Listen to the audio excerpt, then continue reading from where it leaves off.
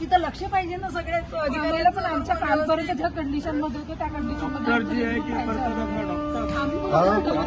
आम्ही विचारतो ना बाळाला काय तब्येत आहे, काय झालं शब्द बोलत नाही, पैसे द्यायला लागते बोलत बोल म्हटलं या पोरींना त्यांनी बाळ दिसत केली, अंदर जाऊ दिलं.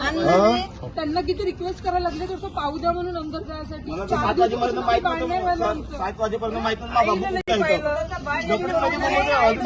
पाहिलं ना बाबू कसा होता म्हणून.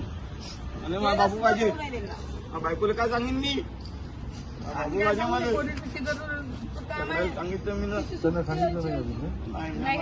बायको काय करण बायकोचं काय तुम्हाला काय ऍक्शन घ्यायची याच्यावर आम्हाला आम्ही नागपूर शिफ्ट करायला तयार होतो. त्यांनी म्हटलं डॉक्टरवाल्यांनी काय म्हटलं त्यांनी, मग नंतर काही इथे फॅसिलिटी अवेलेबल झाली तेव्हा सोयच नाही, तुम्ही तर कशाला ठेवलं, तुमच्याकडे इलाज नाही होत का?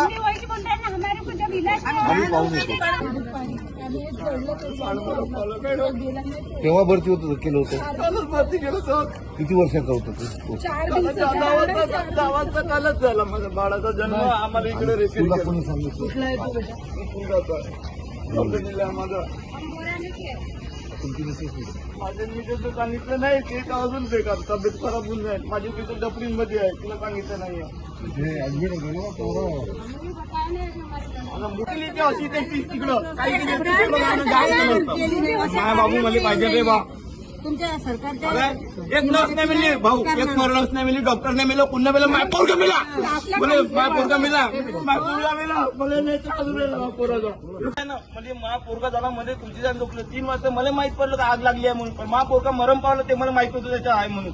सगळे जे पोरगे वाचून होते मला माहित नाही पडलं. 7-8 वाजतापासून मी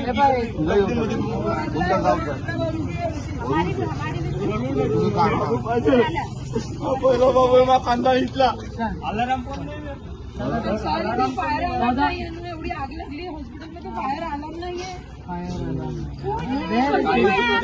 काहीच सुविधा नाही, ते दौडला सील पाहिजे आम्हाला. सगळं